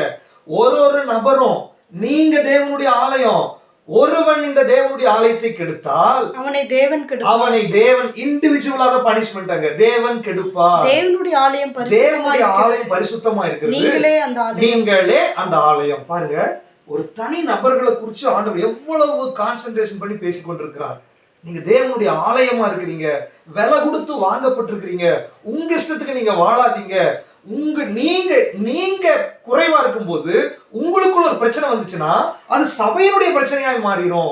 நீங்க நினைச்சுக்க, நான் ஒருத்தன் தானே, நான் போகலன்னா என்ன, நான் சபையில கரெக்டா இல்லைன்னா என்ன, மத்தவங்க எல்லாம் ஜெபம் பண்ணிட்டு அசால்ட்டா இருக்காதீங்க. உங்க ஒரு நபருடைய பிரச்சனை அது சபையினுடைய பிரச்சனையா மாறிடும். ஏன் பிசாசு உங்க மூலமா கிரியை செய்யக்கூடாது? உங்களை மாதிரி 4 பேர் இப்படி ஒதுங்குறாங்கன்னா 4 பேர் மூலமா பிசாசு சபைக்குள்ள என்டர் ஆயிட்டான். எனக்கு அருமையானவர்களே, ஒரு தனி நபருடைய விஷயம் ஆண்டவருக்கு ரொம்ப முக்கியம். அதனாலதான் சொல்றாரு, உங்களை விலை கொடுத்து வாங்கிட்டேன் அப்படின்னா நீ யோசிக்கிற மாதிரி சபையில இருக்க முடியாது, நீ நினைக்கிற மாதிரி சபை நடத்த முடியாது, நீ நினைக்கிற மாதிரி ஊழியம் நடக்காது, நீ நினைக்கிற மாதிரி தேவ திட்டம் இல்ல, தேவ திட்டத்துக்கு நீ தான் விட்டு கொடுக்க வேண்டும். அது மனைவியா இருந்தாலும், கணவனா இருந்தாலும், பிள்ளைகளா இருந்தாலும், யாரா இருக்கட்டும், நீங்க தேவ திட்டத்துக்கு நீங்க தான் ஒப்பு கொடுக்கணுமே ஒழிய உங்க இஷ்டத்துக்கு தேவன் வளைந்து வர மாட்டாரு. நீங்க தேவனுடைய ஆலயமா இருக்கிறீர்கள். அப்ப சொல்றாரு, இந்த ஆலயத்தை ஏதாவது பண்ணி நீங்க கெடுத்தா தேவன் உங்களை கெடுப்பார் என்பதுல எந்த விதமான சந்தேகமும் இல்லை. தயவு செய்து தனி நபர்கள் நீங்க கான்சென்ட்ரேஷன் பண்ண வேண்டிய இந்த விஷயத்துல தனி நபர்கள் மிக கவனமா இருக்க வேண்டும். நீங்க மனைவி மேல குற்றம் சொல்லி, கணவன் மேல குற்றம் சொல்லி இருக்கிறதுக்கான நேரம் அல்ல. உன்னுடைய காரியத்தை நீ சரிப்படுத்தினா உன்னுடைய மனைவி சரியாகும். மனைவியுடைய காரியத்தை சரிப்படுத்தினா கணவன் சரியாயிருவான், குடும்பம் சரியாயிரும். குடும்பங்கள் சரியாச்சுன்னா சபை சரியாயிரும். சபைகள் சரியாயிடுச்சுன்னா இந்த தேசத்துல எழுப்புதல் நடக்கும். தேவ திட்டம் அந்த இடத்துல நிறைவேறும். சரி, இப்போ தனி மனுஷனை எவ்வளவு கவனம் செலுத்துறான்னு பார்த்தாச்சு. இப்போ ஒரு மனுஷனுக்கும் வேதம் என்ன ரெஸ்பான்சிபிலிட்டி கொடுத்திருக்கிறது, அதுதான் ரொம்ப முக்கியம். வாசிங்க 5ஆம் அதிகாரம் 22, எபேசியர் 5:22. மனைவிகளே, இப்ப பாருங்க, எடுத்த உடனே நான் கணவன் தான் போட்டிருக்கிறேன். ஆனா தேவனுடைய திட்டத்துல மனைவிகள் தான் ஃபர்ஸ்ட் வைக்கிறது. இப்ப பாருங்க, மனைவிகளே கர்த்தருக்கு கீழ்ப்படுகிறது போல உங்கள் சொந்த புருஷருக்கு கீழ்ப்படியுங்கள். மனைவிகள் கிட்ட ஆண்டவர் சொல்றாரு, சொந்த புருஷருக்கு நீங்க என்ன பண்ணுங்க, கீழ்ப்படியுங்கள். அதுல பாத்தீங்கன்னா எல்லாவற்றிலும் கீழ்ப்படியுங்கள் சொல்லியிருக்கிறார். அப்ப பாருங்க, நீங்க புருஷனுக்கு கீழ்ப்படியலன்னா நீங்க நினைக்கலாம் குடும்பத்துல கணவன் மனைவி பிரச்சனைன்னு. ஆனா வேதம் அப்படி சொல்லல. நீங்க புருஷனுக்கு கீழ்ப்படியலன்னா அது சபையினுடைய பிரச்சனை. நீங்க புருஷனுக்கு கீழ்ப்படியலன்னா அது தேவ திட்டத்தினுடைய பிரச்சனை. நீங்க புருஷனுக்கு கீழ்ப்படியலன்னா அது தேவ திட்டத்துக்கு விரோதமா இருக்கிறது. அதனால மனைவிகளுக்குன்னு தேவன் ஒரு ரோலை கொடுத்திருக்கிறாரு. எல்லாவற்றிலும் நீங்க கீழ்ப்படிங்க. எங்க சபையில சில பெண்கள் இருக்கிறாங்க, அவருடைய கணவர்கள் வந்து சபைக்கு இப்ப வர விட மாட்டாங்க, பைபிள் வாசிக்க விட மாட்டாங்க. நாங்க அவங்களுக்கு என்ன ஆலோசனை சொல்லியிருக்கோம் தெரியுங்களா? கணவனுக்கு கீழ்ப்படி, அதுதான் தேவ திட்டம். என்ன சொன்னாலும் கீழ்ப்படி. சர்ச்சுக்கு போக வேண்டாம்னு சொல்றாரா, போகாத, நீ வீட்டுல இருந்து ஜெபம் பண்ணு. அப்ப வீட்லயும் ஜெபம் பண்ண வேண்டாம்னு சொல்லிட்டாரா, ஜெபம் பண்ணாத, அவர் வேலைக்கு போனோம்னு தெரியாம ஜெபம் பண்ணு. பைபிள் வாசிக்க கூடாதுன்னு சொல்றாரா, அவர் முன்னாடி படிக்காத, அவர் இல்லாத டைம்ல பைபிள் படிச்சுக்கோ. அப்போ இப்படிதான் முதல்ல கீழ்ப்படி கீழ்ப்படி கீழ்ப்படி என்று நாங்க சொல்லி கொடுத்துருக்கிறோம். கொஞ்சம் 1 வருஷம் 2 வருஷத்துல இப்படி சொன்ன சில குடும்பங்கள் அவங்க சொன்ன சாட்சி என்ன தெரியுமா? என் கணவனே என்னைய சர்ச்சுக்கு போக சொல்லிட்டாரு, பர்மிஷன் கொடுத்துட்டாரு, என் கணவன் வீட்டுல பைபிள் வாசிக்க சொல்லிட்டாரு, ஜெபம் பண்ண சொல்லிட்டாரு. பாத்தீங்களா? அப்போ நீங்க செய்ய வேண்டிய காரியங்களை செஞ்சுட்டீங்கன்னா ஆண்டவர் செய்ய வேண்டிய காரியத்தை செய்வாரு. அப்போ கணவன் மேல குறை சொல்லி இருக்கிற மனைவிகளுக்கு ஆவியானவர் சொல்லுகிறார், நீங்க குறை சொல்லாதீங்க, நீங்க முதல்ல கீழ்ப்படிங்க. கீழ்ப்படிதல் என்பது தேவனுடைய திட்டம். அப்ப நீங்க நினைக்கலாம் கணவன் மனைவிக்குள்ள இஷ்யூ அப்படின்னு. இது கணவன் மனைவி பிரச்சனை இல்ல, இது சபை சம்பந்தப்பட்ட பிரச்சனை. நீ கணவனுக்கு கீழ்ப்படியலன்னா சபைக்கு விரோதமாய் நீ செயல்படுகிறாய். கணவனுக்கு கீழ்ப்படியலன்னா தேவ திட்டமாகிய தேவனுடைய மாளிகை, தேவனுடைய சபை, தேவனுடைய ஆலயம், இதற்கு எதிராக நீங்க செயல்படுறீங்க. நீங்க கணவனுக்கு கீழ்ப்படியலன்னா கிறிஸ்து மூலமாய் கிறிஸ்துவை தலையாய் கொண்டிருக்கிற இந்த ஆர்கனைசேஷனுக்கு எதிராக நீங்க செயல்படுறீங்க. இதை உணர்ந்தீங்கன்னா வசனத்துக்கு கீழ்ப்படி ஆரம்பிச்சிருவீங்க. அப்ப பாருங்க, மனைவிகளை ஆண்டவர் எச்சரிக்கிறார். அடுத்தது கணவர்களை வாசிங்க 5ஆம் அதிகாரம் 25வது வசனம். புருஷர்களே உங்கள் மனைவிகளில் அன்பு கூறுங்கள். உங்கள் மனைவிகளில் நீங்க என்ன பண்ணுங்க, அன்பு கூறுங்கள். அப்படியே கிறிஸ்துவும் இப்ப பாருங்க, கிறிஸ்துவையும் சபையும் கம்பேர் பண்ணிட்டு இப்ப கணவன் மனைவியும் வச்சு பேசுகிறாரு. புருஷர்களுக்கான ரோல் என்னன்னா, நான் சொல்லிட்டேன், தனி மனுஷனை குறிச்சு ஆண்டவர் பேசுறாரு. ஏன்னா தனி மனுஷன் தான் சபையா மாறுது. அப்ப தனி மனுஷனுடைய பிரச்சனை சபை பிரச்சனை. அப்ப தனி மனுஷன் ஆகிய கணவனுடைய பிரச்சனை, மனைவிய நேசிக்கல அப்படின்னு சொன்னா அது தேவ திட்டத்துக்கு விரோதமானது. எனக்கு அருமையானவர்களே, இன்றைக்கு பல குடும்பங்கள்ல நம்ம பார்க்கிறோம் என்ன விஷயம், மனைவிகளை நேசிக்கிறது இல்ல. மனைவிகள் குழந்தை பெற்றுக்கிறதுக்கான மிஷின் நினைக்கிறாங்க. மனைவிகளை அதுக்காக தான் யூஸ் பண்ணிட்டு இருக்கிறாங்க. மனைவிகளை நேசிக்கிறது இல்லை, மனைவிகளுடைய உணர்வுகளை புரிந்து கொள்ளுகிறது இல்லை, அவர்களுக்கு செய்ய வேண்டிய கடமைகளை செய்வதில்லை.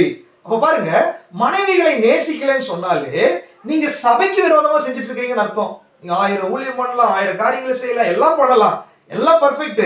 பட் இங்க நீ மனைவியை நேசிக்கலன்னா நீயே சபைக்கு உள்ள வைக்கிற, நீயே சபையினுடைய அஸ்திபாரத்தை இடிக்கிற. அப்ப பாருங்க, மனைவியை நேசிக்க வேண்டும் என்று சொல்லி வேதம் மிக தெளிவாய் சொல்லுகிறது. இப்ப பாருங்க, பல குடும்பங்களை நாங்க பார்த்திருக்கிறோம், மனைவிகளை நேசிக்காம அம்மா பிரச்சனை. பல குடும்பங்களில அம்மா மனைவி 2 பேருக்கு நடுவுல கணவன் நிற்கும் போது வேதம் சொல்லுகிறது, இது நிமித்தம் புருஷனானவன் தன்னுடைய பெற்றோர்களை விட்டுட்டு மனைவியோட செஞ்சிருக்கணும்.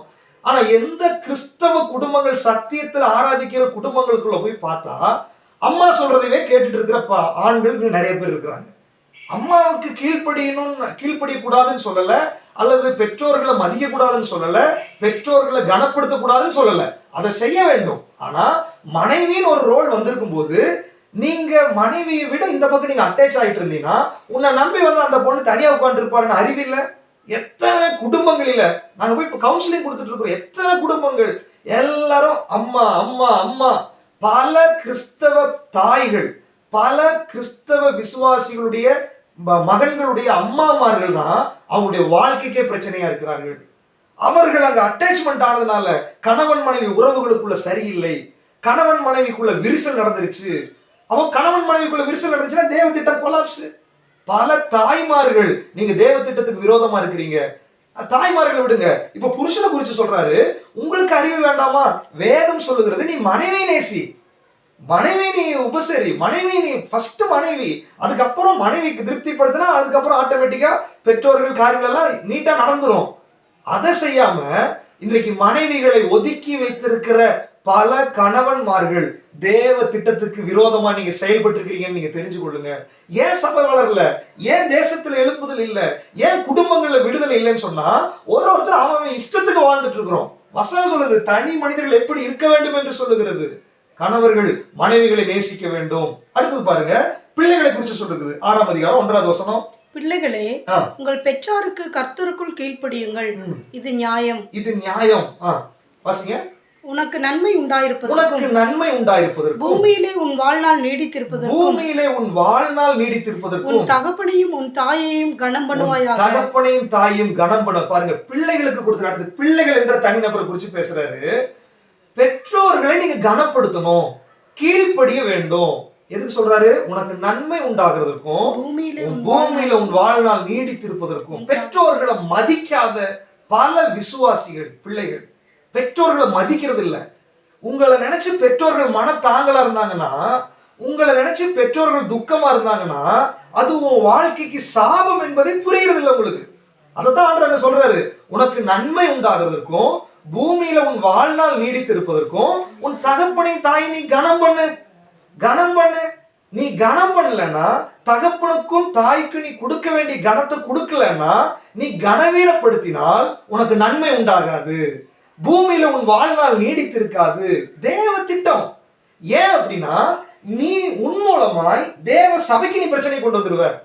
உன்னை பார்க்கிற அநேக பிள்ளைகள் என்ன பண்ணுவாங்க, அவங்களும் அதே மாதிரி நடக்க ஆரம்பிச்சிருவாங்க. தேவனுடைய சபை கொலாப்ஸ் ஆயிருது. எனக்கருமையானவர்களே, பிள்ளைகள் பெற்றோர்களை கனப்படுத்த பழகி கொள்ள வேண்டும். நான் ஒரு வீட்டுல ஜெபம் பண்ண போயிருந்தேன் சில வருஷங்களுக்கு முன்பாக.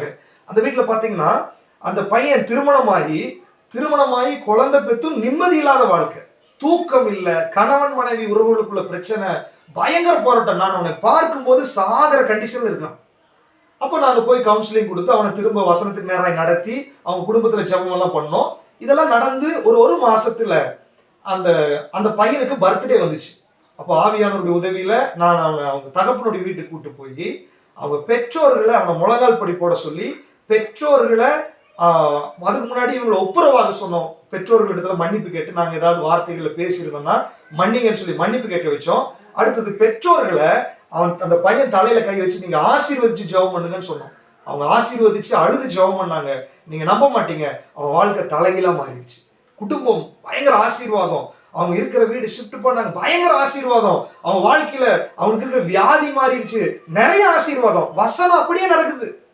நீங்க பெற்றோர்களை கனப்படுத்தலன்னா, பெற்றோர்களை மதிக்கலன்னா, பெற்றோர்களை உதாசீனப்படுத்தினா, நீ சபைக்கு விரோதமா செய்யறேன்னு அர்த்தம். தேவ திட்டத்துக்கு விரோதமா நீ நடந்துட்டு இருக்கிறேன்னு அர்த்தம். தேவ திட்டத்துக்கு விரோதமா நீ இருக்கும்போது எப்படி உண்டவனை ஆண்டவர் ஆசீர்வதிப்பார்? ஆவியானவர் எச்சரிக்கிறார். தேவ பிள்ளைகளே, சபை ஊழியர்கள் மூப்பர்கள் அவங்க இவங்க இதை குற்றப்படுத்திட்டு இருக்காதீங்க. உங்களுடைய வாழ்க்கையில இண்டிவிஜுவலா வசனத்துக்கு நேரம் கரெக்டா இருக்கிறீங்களா? தனி மனிதன் தான் சபையை பாதிக்கிறது. அப்ப தனி மனிதர்கள் சரியா இருந்தா சபை கரெக்டா இருக்க போகுது. பிள்ளைகளுடைய வாழ்க்கையில சரியாக இருக்க வேண்டும். அடுத்ததாக பாருங்க, பெற்றோர்களை குறித்து சொல்றார். 4வது வசனம் வாசிங்க. பிதாக்களே, நீங்களும் உங்கள் பிள்ளைகளை கோபப்படுத்தாமல் கர்த்தருக்கேற்ற சிட்சையிலும் போதனையிலும் அவர்களை வளர்ப்பீர்கள். 2 இஷ்யூ சொல்றாரு. பெற்றோர்கள், பிதாக்கள், பிள்ளைகளை எப்படி வளர்த்தணும் அப்படின்னா, நீங்க ஆணா இருக்கலாம், பெண்ணா இருக்கலாம், நீங்க அம்மாவா இருக்கலாம், அப்பாவா இருக்கலாம். 2 விஷயத்த சொல்றாரு. ஒன்று, கர்த்தருக்கேற்ற சிக்ஷையில நீங்க வளர்த்தணும். ஒண்ணு பார்த்தா அடிக்கிறதே இல்லை, பிள்ளைகளை ஊதாரித்தனமா வளர விட்டுறது. வளர்ந்து வாலிப பிராயமான அவங்க குடும்பத்துக்கும் பிரச்சனை, சபைக்கும் பிரச்சனை. அவர்களை திருத்துறதுக்கு நீ ஊழியக்காரங்கிட்ட கொண்டு போய் ஹேண்ட் ஓவர் பண்ணா ஊழியக்காரங்க படாத பாடுபடுறது. ஏன் உங்க வேலையை நீங்க செய்ய மாட்டீங்களா? வேதம் என்ன சொல்லி இருக்குது? நீ சிக்ஷிச்சு வளர்த்து, வீட்டுல அடிச்சு ஜெபம் பண்றதுக்கு உட்காரவை, பைபிள் படிக்கவை, இதை நீங்க செய்யல. நீங்க பாட்டுக்கு வளர விட்டுட்டீங்க. அடுத்து ஊழியக்காரங்க மேல தலை போட்டுறது, ஊழியக்காரங்க மேல குறை சொல்றது. ஊழியக்காரங்க வேலை இல்ல, பெற்றோருடைய வேலை, அம்மாவுடைய வேலை, அப்பாவுடைய வேலை. அப்போ ஒரு சைடு என்ன பண்ணணும்? சிக்ஷிக்கணும், சரிங்களா? இன்னொரு சைடு என்ன சொல்றாரு அப்படின்னா, அவங்க மேல என்ன பண்ணாதீங்க, அவங்களை கோபப்படுத்தாதீங்க அப்படின்னு சொல்றாரு. அப்ப பாருங்க, இது ரெண்டுமே ஞானமா செய்ய வேண்டிய விஷயங்கள். சிக்ஷிக்கணும், சரிங்களா? அவங்க ஆவிக்குரிய விஷயத்துல அவங்க தவறும் போது, உலக பிரகாரமான தவறு செய்யும் போது அவர்களை அடிக்கிறதோ, தண்டனையின் பிறகு பிள்ளையின் மதியினத்தை மாற்றும் நீதிமொழிகள் சொல்லுது. அப்போ அவர்களை அடிக்கணும், மிரட்டணும், கட்டுக்கோப்பாக வளர்த்தணும். இது ரொம்ப தேவை, சரிங்களா? அதே நேரத்துல இந்த பக்கம் தேவையில்லாம இரிட்டேட் பண்ணக்கூடாது.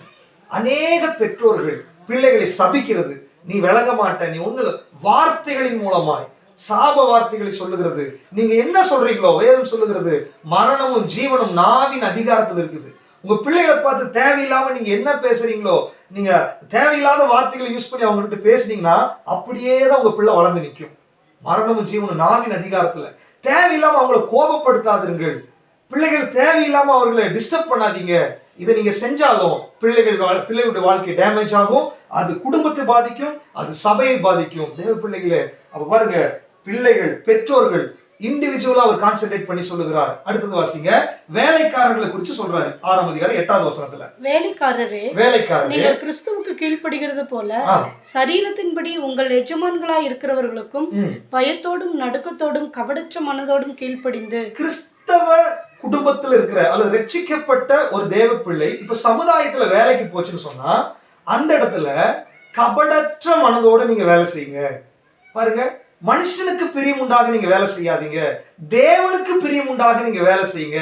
பாருங்க, வேலைக்காரர்கள், நீங்க வேலை செய்யற உங்க எஜமானி இந்துவா இருக்கலாம், கிறிஸ்தவங்களா இருக்கலாம், இஸ்லாமியர்களா இருக்கலாம், எந்த மதத்தை சார்ந்தவர்களா இருக்கலாம், கடினம் உள்ளவர்களா இருக்கலாம், யாரா வேணாலும் இருக்கலாம். ஆனால் நீங்க ஒழுங்கா சரியான நேரத்திற்கு சரியான காரியத்தை சரியான முறையில நீங்கள் வேலை செய்ய வேண்டும். அப்போ நீங்க சரியாக அந்த இடத்துல வேலை செய்யலன்னு சொன்னா நீங்க நினைக்கலாம் வேலை தானேன்னு. நீங்க வேலை செய்யாதது உன் குடும்பத்தை பாதிக்கும், சபையை பாதிக்கும். உன் வேலையில வருகிற சாபம் அது சபையினுடைய சாபமாய் மாறிடும். பாருங்க, வேலைக்காரர்கள் ஞானமா இருக்கணும். அடுத்தது, கம்பெனி வச்சு நடத்துற முதலாளிகளா இருக்கிற எஜமான்களுக்கு ஆண்டவர் பேசுகிறார். வாசிங்க, அதனுடைய 9வது வசனம். எஜமான்களே, அப்படியே நீங்களும் வேலைக்காரருக்கு செய்ய வேண்டியவைகளை செய்து அவர்களுக்கும் உங்களுக்கும் எஜமானானவர் பரலோகத்தில் இருக்கிறார் என்றும் அவரிடத்தில் பட்சபாதம் இல்லை என்றும் அறிந்து கடுஞ்சொல்லை விட்டு விடுங்கள். இப்ப எஜமான்களுக்கு சொல்றாரு. பொதுவாகவே இந்த எஜமான்களுக்கு கடுஞ்சொல் அதிகமா உபயோகிப்பாங்க. கண்டிக்காதீங்கன்னு சொல்லல வேதம், கடுஞ்சொல்ல சொல்லாதீங்கன்னு சொல்றாரு. கண்டிப்பா இருக்கணும், வேலையில எல்லா விஷயத்திலும் கண்டிப்பா இருங்க. இப்படித்தான் இருக்கணும், இப்படித்தான் இருக்கணும், அதுல எந்த விதமான மாற்றமும் இல்லை. கண்டிப்பா இருங்க, ஆனா கடுஞ்சொல்ல உபயோகிக்காதீங்க. வேதம் சொல்லுகிறது. இன்னைக்கு எத்தனை பேர் கடுஞ்சொல்ல உபயோகிக்கிறாங்க. சபையில வந்தா நல்லா உட்கார்ந்துட்டு இருப்பாங்க முதலாளிய, அவங்களுக்கு பணம் இருக்கிறதுனாலையும் அவங்களுக்கு அதிகாரம் இருக்கிறதுனாலையும் யாரும் அவங்களை கண்டுக்கிறது இல்லை. ஆனா வேலையில அவங்களுடைய வார்த்தைகள், அவங்களுடைய நடவடிக்கைகள் கடுமையா இருக்குது. நான் சொல்றேன், உங்களால சபை பாதிக்கப்படுகிறது, உங்களால குடும்பங்கள் பாதிக்கப்படுகிறது. எஜமான்களை ஜாக்கிரதையா இருக்க வேண்டும். கடுஞ்சொல்ல விட்டுருங்க, கண்டிப்பா இருங்க. தேவனுடைய வசனத்துக்கு ஏற்ற விதமாய் பாருங்க, ஒவ்வொருத்தரையும் ஆண்டவர் பேசுகிறார். அப்போ ஒரு தனி மனிதன் தான் சேரும்போது ஒரு குடும்பமாய் மாறுகிறது. அதுதான் ஒரு சபையாய் பிரதிபலிக்கிறது. அந்த சபையின் மூலமாக தான் கிறிஸ்து மூலமாய் பிதாவுக்கு மகிமை உண்டாகிறது. இந்த சபை தான் மாளிகை, பண்ணை என்று சொல்லுகிறார். இந்த சபைக்குள்ளதான் நீங்களும் நானும் இருக்கிறோம். பாத்தீங்களா? நீங்க நினைக்கலாம் ஞாயிற்றுக்கிழமை போறோம் வர்றோம், நமக்கு சபைக்கு என்னன்னு சொல்லிட்டு. உங்களால சபை ஆசீர்வதிக்கப்படவும் முடியும், உங்களால சபையில பிரச்சனை வரவும் முடியும், உங்களால தேவராஜ்யம் கட்டப்படவும் முடியும், உங்களால தேவராஜ்யம் இடிக்கப்படவும் முடியும். நீங்கன்னு சொல்றது, நீங்க கணவனா இருக்கலாம், நீங்க மனைவியா இருக்கலாம், அல்லது நீங்க பிள்ளைகளா இருக்கலாம், நீங்க வேலைக்கார, நீங்க யாரா வேணாலும் இருக்கலாம். ரட்சிக்கப்பட்டிருந்தீங்கன்னா உங்களுடைய ரெஸ்பான்சிபிலிட்டி, என் சபையினுடைய வளர்ச்சிக்கு நான் ஒரு காரணமா இருக்கிறேன்ற ஒரு பயம் உங்களுக்குள்ள வர வேண்டும். என் சபையினுடைய இடர்களுக்கு நான் காரணமாக கூடாதுன்ற ஒரு பயம் உங்களுக்குள்ள வர வேண்டும். என் சபையினுடைய வளர்ச்சிக்கு நான் காரணமா இருக்கணும்னு சொல்லிட்டு நீங்க ஒப்பு கொடுக்க வேண்டும். அப்படி ஒவ்வொரு தனி மனிதனும் எழும்ப ஆரம்பிச்சா இந்த சபை வளர ஆரம்பிச்சிடும். உலகளாவிய சபையில தேவ திட்டம் வெளிப்பட ஆரம்பிச்சிடும். எனக்கு அருமையானவர்களே, அது மாத்திரம் இல்ல, பொதுவான சில காரியங்கள் இப்ப ஒவ்வொருத்தரும் செய்ய வேண்டிய விஷயத்த சொல்றாரு. அடுத்தது கணவனா இருந்தாலும் மனைவியா இருந்தாலும் எல்லாரும் செய்ய வேண்டிய, எல்லா நபர்களும், ஆண் பெண் குழந்தை பெரியவங்க எல்லாரும் செய்ய வேண்டிய சில விஷயங்களை பேசுகிறார். வாசிங்க 4ஆம் அதிகாரம் 25 to 32 வரைக்கும் வாசிங்க. அன்றியும் நாம் ஒருவருக்கொருவர் அவயவங்களா இருக்கிறபடியா, ஒருத்தருக்கு ஒருத்தர் நம்ம அவயவங்களா இருக்கிறதுனால பொய்யை களைந்து அவனவன் பிறனுடனே மெய்யை பேச கடவன். பொய் பேசக்கூடாது. சரி, ஓகே. நீங்கள் கோபம் கொண்டாலும் பாவம் செய்யாது. கோபம் கொள்ளக்கூடாது. சூரியன் அஸ்தமிக்கிறதற்கு முன்பாக உங்கள் எரிச்சல் தனிய கடவுள். எரிச்சலாக இருக்கக்கூடாது. பிசாசுக்கு இடம் கொடாமலும் இருங்கள். பிசாசுக்கு இடம் கொடுத்தா வருவான். திருடுகிறவன் இனி திருடாமல் திருடக்கூடாது. குறைச்சொல்லுறவனுக்கு கொடுக்கத்தக்கதாக தனக்கு உண்டாயிருக்கும்படி தன் கைகளினால் நலமான வேலை செய்து பிரயாசப்பட கடவன். கெட்ட வார்த்தை ஒன்றும் உங்கள் வாயிலிருந்து புறப்பட வேண்டாம். கெட்ட வார்த்தை உங்க வாயில வரக்கூடாது. பக்தி விருத்திக்கு ஏதுவான நல்ல வார்த்தை உண்டானால் அதையே கேட்கிறவர்களுக்கு பிரயோஜனம் உண்டாகும்படி பேசுங்கள். அன்றியும் நீங்கள் மீட்கப்படும் நாளுக்கென்று முத்திரையாக பெற்ற தேவனுடைய பரிசுத்தாவியை துக்கப்படுத்தக்கூடாது. சகலவிதமான கசப்பும் விதமான கசப்பு, கோபமும் மூர்க்கம் கூக்குரல் தூஷணம் மற்ற எந்த துர்குணமும் உங்களை விட்டு நீங்க கடவுது. ஒருவருக்கொருவர் தயவாயும் மன உருக்கமாயும் இருந்து கிறிஸ்துவுக்குள் தேவன் உங்களுக்கு மன்னித்தது போல, தேவன் உங்களை மன்னிச்சு சபைக்குள்ள சேர்த்தது மாதிரி நீங்களும் ஒருவருக்கொருவர் மன்னியுங்கள். பாருங்க, தனி மனுஷன் செய்ய வேண்டியதை சொல்லிட்டு நீங்க யாரா இருந்தாலுமே இதை செய்யணும்னு சொல்லிட்டு சில விஷயங்களை சொல்றாரு. கோபங்கள், மூர்க்கங்கள், வைராக்கியங்கள், எரிச்சல்கள், கெட்ட வார்த்தைகள், பொய்கள், சகல விதமான கசப்பு, தூஷணம். மனசாட்சியை தொட்டு சொல்லுங்க, உங்களுக்குள்ள இல்லையா? ஆண்டவர் சொல்றாரு, உனக்குள்ள அது இருக்கிறனாலதான் இன்னைக்கு சபை இந்த நிலைமையில் இருக்கிறது. உன்ன மாதிரி 10 பேர் இருக்கிறனாலதான் சபை இந்த மாதிரி இருக்கிறது. அவன் திருந்துட்டும் இவன் திருந்துட்டும் இல்ல, நீ திருந்து. இன்னைக்கு ஆண்டவர் உங்க வாழ்க்கையை ஒப்பு கொடுங்க. ஆண்டவரே, எனக்குள்ள கசப்பு இருக்குது, அந்த சகோதரி குறிச்சு அந்த சகோதரனை குறிச்சு ஒரு கசப்பு எனக்குள்ள இருக்குது, நான் இன்னும் அவங்க கிட்ட பேசாம இருக்கிறேன், மன்னிக்காம இருக்கிறேன், மறக்காம இருக்கிறேன், கோபம் எனக்குள்ள இருக்குது, டென்ஷன் ஆயிடுறேன், மூர்க்கம் எனக்குள்ள இருக்குது, எரிச்சல் இருக்குது. இதெல்லாம் உங்களுக்குள்ள இருந்துச்சுன்னா ஒரு தனி மனித விசுவாசிக்குள்ள இருக்கக்கூடாத சுபாவங்கள் உங்களுக்குள்ள இருக்குது. ஏன் தெரியுமா? இந்த சுபாவங்கள் தான் பிசாசு உங்களுக்குள்ள கொண்டு வந்து வச்சிருக்கிறான். அதுக்குதான் 6ஆம் அதிகாரத்தில் சொல்றாரு, பிசாசின் தந்திரங்களோடு எதிர்த்து நிற்க திராணி உள்ளவர்களாக வேண்டும். நீங்க எதிர்த்து நிற்கிறதுக்கு திராணி இல்லாததுனால அவன் உங்களுக்குள்ள விதைச்சிட்டான். அந்த கோபத்தை விதைச்சிட்டான். பல வருஷம் நீ விசுவாசியா இருக்கிற, பல வருஷம் வசனம் வாசிக்கிற, ஜெபிக்கிற, ஏன் கோபம் உனக்குள்ள இருந்து மாறல? ஏன் வைராக்கியம் மாறல? ஏன் உன்னால மன்னிக்க முடியல? ஏன் உன்னால ஒப்புரவாக முடியல? ஏன் உன்னால கீழ்ப்படிய முடியல? இங்க சபைக்குள் இருந்துட்டு நீ பரிசுத்த ஆவியை துக்கப்படுத்தி கொண்டிருக்கிறாய். நீ சபைக்குள்ள இருந்தாலும் உனக்குள்ள பிசாசு புகுந்து விட்டான். பிசாசினுடைய சுபாவங்கள் வந்துருச்சு. உன்னால குடும்பத்துல பிரச்சனை, உன்னால சபையில பிரச்சனை, உன்னால தேவ திட்டத்துக்கு பிரச்சனை, உன்னால தேவனுடைய ராஜ்யத்துக்கு பிரச்சனை, உன்னால ஒரே லாபம் பிசாசுக்கு தான். விசுவாசியே, இன்னைக்கு நீ ஆண்டவருடைய சன்னிதானத்துல ஒப்பு கொடுக்க வேண்டும். சபை என்று சொன்னால் சபை குறித்து படிக்கும் போது முதல்ல ஒரு தனி மனுஷனை குறித்து தான் படிக்க வேண்டி இருக்கிறது. அது கணவனா இருக்கலாம், மனைவியா இருக்கலாம், பிள்ளையா இருக்கலாம். இன்னைக்கு ஒப்பு கொடுக்கணும். ஆண்டவரே, நான் மனைவின்ற ரோல்ல நின்று நான் தேவ திட்டத்தை நிறைவேற்ற போறேன். நான் கணவன் அப்படின்ற ரோல்ல நின்று தேவ திட்டத்தை நிறைவேற்ற போறேன். நான் பிள்ளை என்ற ரோல்ல நின்று தேவ திட்டத்தை நிறைவேற்ற போறேன். அப்படி ஒப்பு கொடுத்து பாருங்க, குடும்பத்துக்குள்ள ஆசீர்வாதம் வந்துவிடும். அது கணவனா மனைவியா, நான் எப்படி விட்டு கொடுக்கறது, நான் எப்படி இறங்கி போறது? நீங்க மாம்சத்தோடு ரத்தத்தோடு பேசிட்டு இருந்தீங்கன்னா உங்க சண்டை நடக்கிறது மாத்திரம் இல்ல, உங்களால சபையிலேயும் சண்டைகள் நடக்க ஆரம்பிச்சிடும். உங்களால சபை செதற ஆரம்பிச்சிடும். தேவ பிள்ளைகளே, தேவனுடைய பெரிய திட்டத்துக்கு ஒத்துழைக்கிறதுக்கு உங்களுக்கு மனசு இருக்கிறதா? தேவ சபை வளர்ச்சிக்கு நீங்க சரியாக இருக்கணும். உங்க மூலமா தேவ சபை வளரும். அப்போ இல்ல உங்க மூலமா தேவ சபையில பிரச்சனையாகுன்றது உணர்ந்து நான் ஒத்துழைக்கிறேன் தேவ சபையுடைய வளர்ச்சிக்குன்னு சொல்லி உங்களால ஒப்பு கொடுக்க முடியுமா? எனக்கு அருமையானவர்களே, இந்த முதலாவது செஷன் உங்க வாழ்க்கையை நீங்க ஒப்பு கொடுக்க வேண்டும். உங்களுடைய தனி மனுஷ வாழ்க்கை சபையில சபை விட்டுரு, ஊழியக்காரங்களை விட்டுரு, மூப்பர் இந்த குறை சொல்றதெல்லாம் தடுத்து நிறுத்துங்க. முதல்ல உங்களை இன்னைக்கு ஆண்டவருடைய சன்னிதானத்துல ஒப்பு கொடுங்க. உங்க வாழ்க்கையை சமர்ப்பணம் பண்ணு. உன்னுடைய வாழ்க்கையில் இருக்கிற குறைவுகளை நீ ஆண்டவர்கிட்ட ஒப்பு கொடு. இன்னைக்கு நீ விடுதலையோடு கூட நான் ஒரு தனி மனுஷனாய் என் வாழ்க்கையில நான் சாட்சியா இருப்பேன்னு சொன்னா உன்னால உன் குடும்பம் ஆசீர்வதிக்கப்படும், சபை ஆசீர்வதிக்கப்படும், தேவ திட்டம் நிறைவேறும், தேவனுடைய ராஜ்யம் அங்க பெருக ஆரம்பிச்சிடும். எனக்கு அருமையானவர்களே, ஒப்பு கொடுத்து ஜெபம் பண்ணலாமா? ஒரு நிமிடம் கண்களை மூடுங்க. பரிசுத்தமுள்ள எங்கள் பரலோக பிதாவே, தேவனுடைய சபை ஏன் இன்னைக்கு இப்படி இருக்கிறது? ஆண்டவரே, சபையில ஏன் இவ்வளவு குழப்பங்கள், பிரச்சனைகள் என்று சொல்லி நாங்க பார்த்தா, ஆண்டவரே, சபை என்றால் அதற்குள்ள குடும்பங்கள் இருக்குதப்பா. அந்த குடும்பங்களுக்குள்ள தனிப்பட்ட நபர்களாகிய நான் இருக்கிறேன் ஆண்டவரே. அதுல கணவனாகிய நான் இருக்கிறேன், மனைவியாகிய நான் இருக்கிறேன், பிள்ளையாகிய நான் இருக்கிறேன். ஆண்டவரே, என்னுடைய ரோல்ல நான் சரியாக இல்லாவிட்டால் அது என்னுடைய குடும்பத்தை பாதிக்கிறது, அது என்னுடைய சபையை பாதிக்கிறது. ஆண்டவரே, என்னுடைய சுயத்திற்காக நான் செய்கிற சில விஷயங்கள், என்னுடைய சுயத்திற்காக நான் பேசுகிற சில காரியங்கள், அது தேவ திட்டத்துக்கு பிரச்சனையாகிறது, தேவனுடைய சபைக்கு அது பிரச்சனையாகிறது என்று இன்றைக்கு எனக்கு புரிந்து விட்டது ஆண்டவரே. ஆண்டவரே, நீர் எனக்கு அந்த விஷயத்துல விடுதலை தாரும் ஆண்டவரே. ஒவ்வொருத்தரும் தேவ சன்னிதானத்துல யாரெல்லாம் ஒப்பு கொடுக்கிறார்களோ, யாரெல்லாம் தேவ சன்னிதானத்துல இப்பொழுது சமர்ப்பணம் பண்ணுகிறார்களோ, ஆவியானவர் அவர்களுக்குள்ள கிரியை செய்வீராக ஆண்டவரே. ஒவ்வொரு கணவனை தொடுவீராக, ஒவ்வொரு மனைவிகளை தொடுவீராக, ஒவ்வொரு பிள்ளைகளை தொடுவீராக ஆண்டவரே. தேவ திட்டத்துக்கு அவர்கள் ஒப்பு கொடுப்பார்களாக, தேவனுடைய வார்த்தைக்கு கீழ்ப்படிவார்களாக. இவர்கள் மூலம் தேசத்துல எழுப்புதல் உண்டாகட்டும் ஆண்டவரே. ஆவியானவர் கிரியை செய்வதற்காக ஸ்தோத்திரம். இயேசு கிறிஸ்துவின் நாமத்தில் பிதாவே, ஆமென்.